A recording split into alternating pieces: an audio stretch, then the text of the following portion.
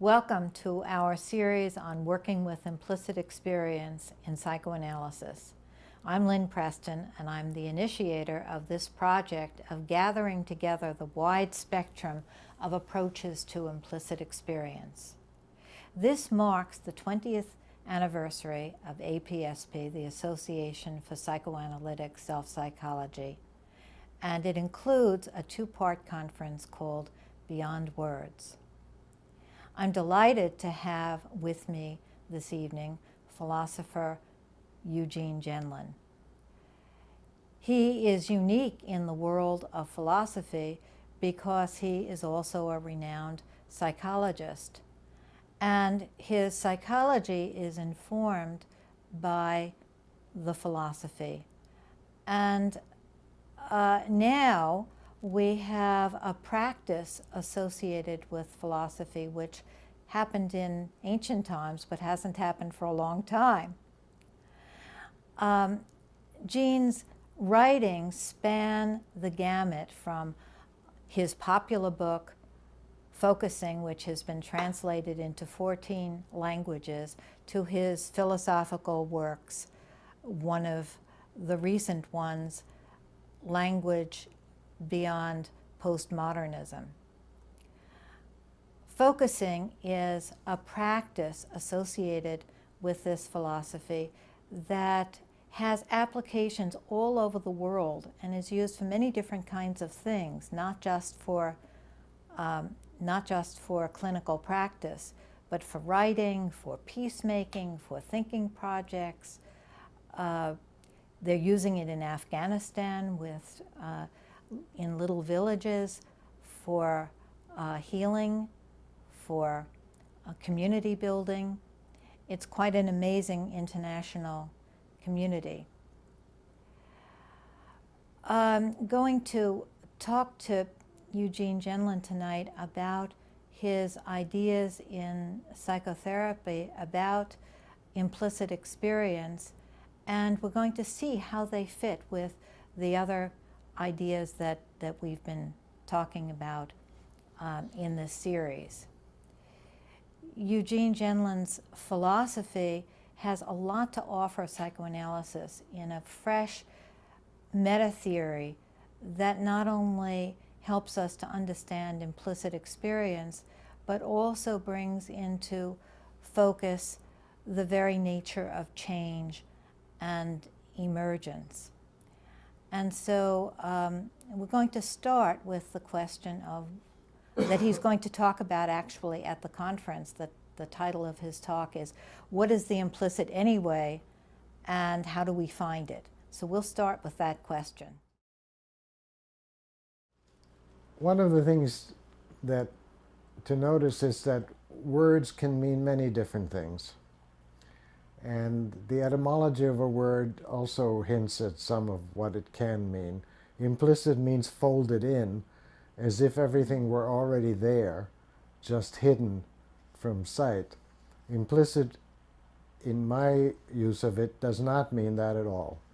It means something that can be created further, that can be carried further, that can be opened up further, that can be formulated further. And in that sense, we always live actually in the implicit. So currently it's in style to say that none of the concepts work, nothing that anybody has asserted is necessarily reliable, and to a certain extent that's true. But many people think that leaves us nowhere with nothing underneath. And actually, if that were true, if we could just invent anything, we would all be rich and healthy and happy. And where we really live is in something that is implicit. It's in a network of intricacy, none of which, well, let me say, all of which can never be explicated. So that if somebody wants to know how you feel, you say, fine. That's what you're supposed to say. I remember once I had a client and I would say, how are you? And she would say, fine, Gene, I'm so depressed. Because you're supposed to say fine. And then, if you say, well, how do you really feel? Then it gets complex, but you may say, well, I have this kind of situation, I just lost this, and so naturally I feel bad. But then if you go in further, and we all know that, then it becomes much more intricate. The point that I don't think is clear to everybody is we live in an implicit texture. We don't live in the categories. We don't live in the formulated entities. We don't live among the furniture. Well, also we do, but we don't basically live in something formulated. We live in the implicit. That's where we live. So many people are talking about two different kinds of systems of encoding and learning and memory. The explicit system that's linear and rational and languaged, and the implicit system that is procedural, has to do with action, affect, has to do with non-linear processes. And I think you're talking about something a little bit different when you talk about implicit, in that we're living in it as if it Very gets much, bigger. very than much so, very much so. This old way of splitting the affective from the cognitive is a mistake to begin with,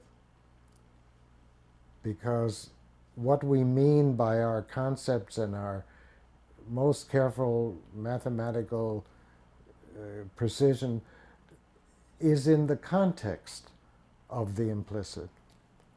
So, for example, when a scientific theory produces findings that don't fit, then somebody who really knows the theory has to go home and figure out what changes could be made, because a theory has to connect to all the other theories. And there, it turns out, of course, all the precise concepts are embedded in an implicit context, all of which we don't know yet, and all of which doesn't exist yet, because when we do something, then we make something further that wasn't there before. So science changes every year, and the concepts that are now established won't even be there anymore 10 years from now, except in the section called History of Science in some other part of the library.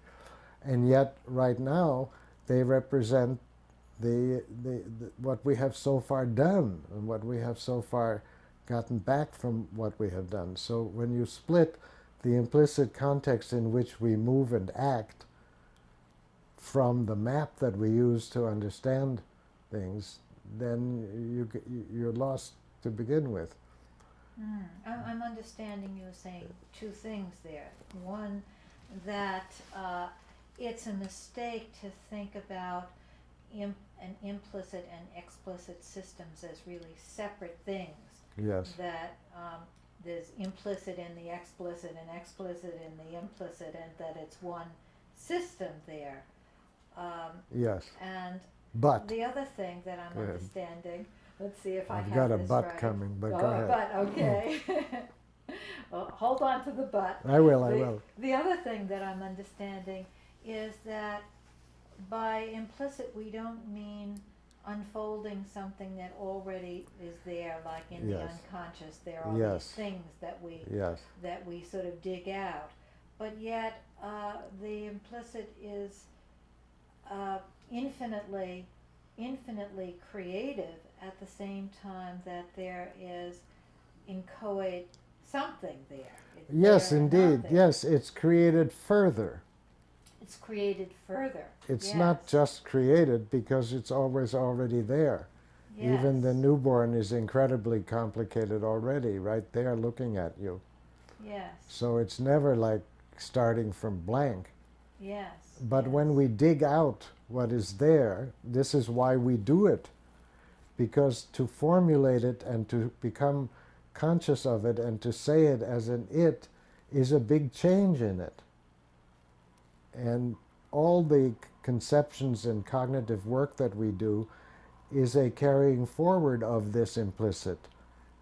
And to say it's not already there doesn't mean nothing is there. It means something is there such that you can carry it further in this way. So something is there, but it isn't an entity Right, the implicit is much more than what you can say. And it's more orderly too than what you can say. It's an organismic texture, and we make little boxes, and they're vital, these little boxes. They allow us to do things, and they allow us to cure things, they allow us to build things. We couldn't live anymore on this planet, 6 billion of us, if we didn't have all this technological development. So that's all very important and very, I call it sacred, because so many of my friends want to say, oh, well, that's all. They don't like it. They would rather. it's mechanistic. Yeah, right. No, no, no. But the reality, or whatever you call it, the place, the what we study, the where we live, is the implicit, not this geometric map that we change as we go along. The but I wanted to introduce is that at any given moment, they do seem like two different systems. Yes, yes. But not between affective and cognitive at all. Rather, between what we already have formulated and what comes freshly. So even in a highly theoretical, technical, cognitive problem, you get to the edge of what you can think, and right there, you won't get any further just rearranging the old concepts. You have to go to this implicit sense that you have that there's more. And when you think freshly, you know a lot of things that you could say off the top of your head that are all true and right, and you leave those all aside, and you stay in this spot where you're stuck. And a person could say that's self-punitive in a sense. But you keep going to the place where you're stuck because you sense that something further newly formulated, newly carried further will come there, and that's better than covering it over. If somebody says immediately, you must now say something sensible, well, you can do that, but you wouldn't want to lose the edge. And this is where we have our thinking practice, our thinking at the edge practice, because it turns out that even people who are not at all theoretical and not at all interested in new concepts love to think. Yes, they certainly And do. in our schools, they teach us that thinking is memorizing concepts and then rearranging them and giving them back, and that's very boring. So people tend to lose the capacity to think freshly. And it, in that sense, doesn't matter what you want to think about. Thinking freshly is very exciting, and you can find it again by going to this implicit place, which does indeed feel like a different system. It feels like it's in your body, whereas what you already know is more up here somewhere. People make that distinction. In that sense, it's two different systems, and they're very different in that sense. Things come from underneath very shyly, and little bitty steps at one time, and even though it feels slow because you have to wait a few seconds all the time, it's really very rapid, but it feels slow, whereas upstairs feels very fast. What you already know comes very quickly. I just want to say for people watching this video that thinking at the edge is a system of helping people to do creative thinking. Yeah, it's little instructions, little steps. Little steps. Focusing too. We have these little instructions. Once you learn where this is, you can throw the instructions away, of course. You don't we don't think by steps or focus by steps, but to find it in the first place, it's good to have these little. Go ahead. Thinking at the edge and focusing is about finding this edge, Yes, this yes, unclear yes. edge, this edge of awareness, and going a step Yes. further Yes. from that place. And I want to say that people that have done this thinking at the edge are so excited about the creativity that just comes from underneath when you Yes. go to that edge. Yes. This reminds me of my next question about how you became interested in the implicit, and what I remember you saying was that you were very excited about philosophy but you didn't want to just learn what philosophers had come up with, but to go to that Yes. edge where that Yes. larger realm Yes. where they dipped into that. Yes. Where did they get these things? So Yes, they of dipped course. into this larger Yes. realm, and how Yes. did they do that? I will say, and be open to people disagreeing with me if they like, I will say that philosophy is thinking at an edge.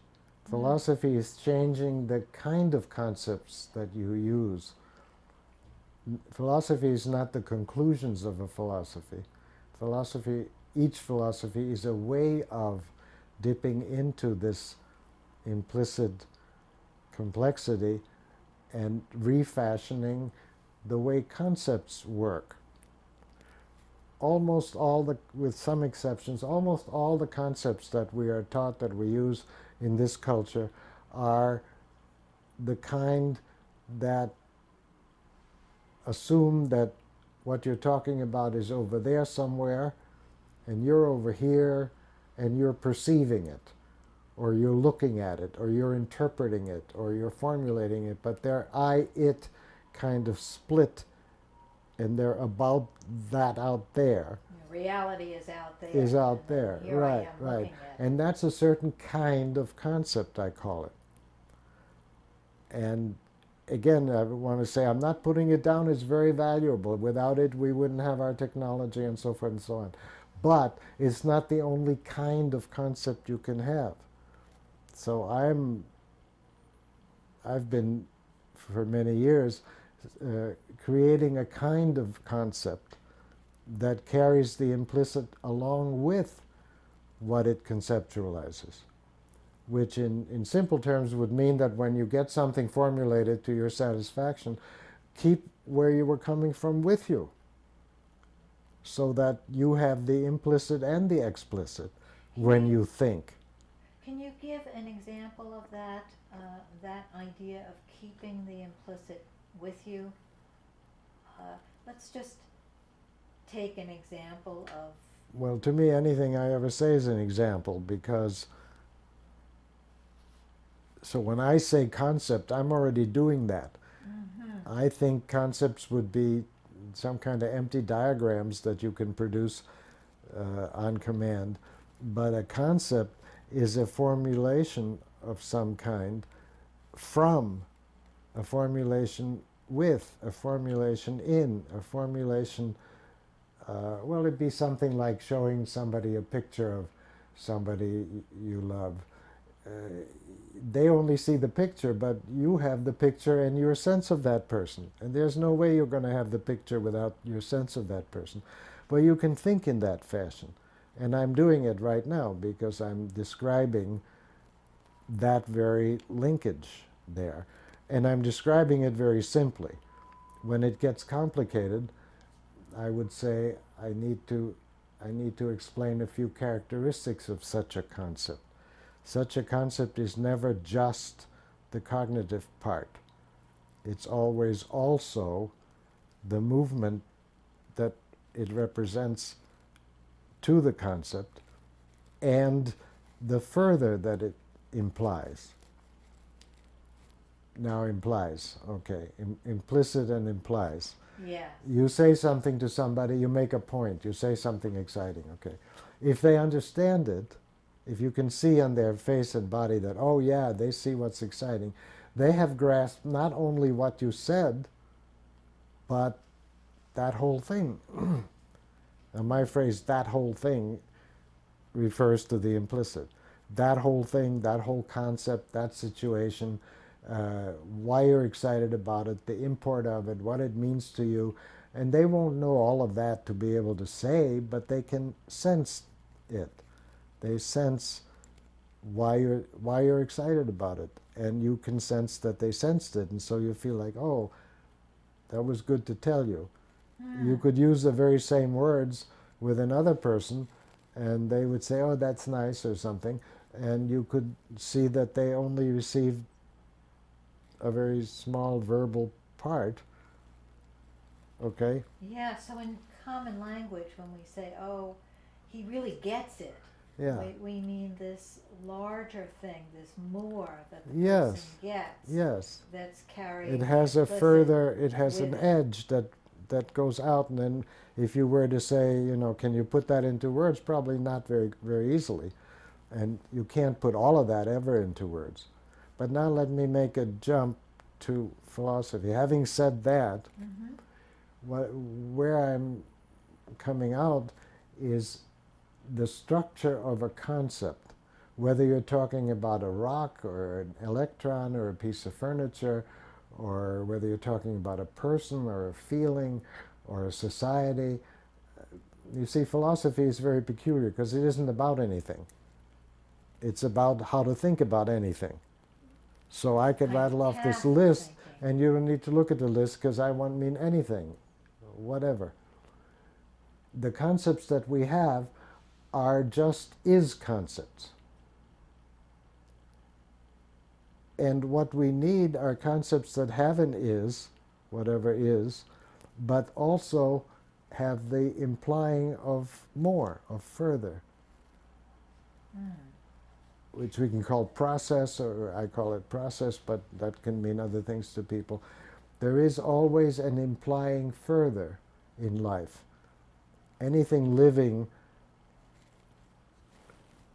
has its own further implying, its own further pushing, its own further needing, its own further creating, its own further edge, its own further, and you see what happens.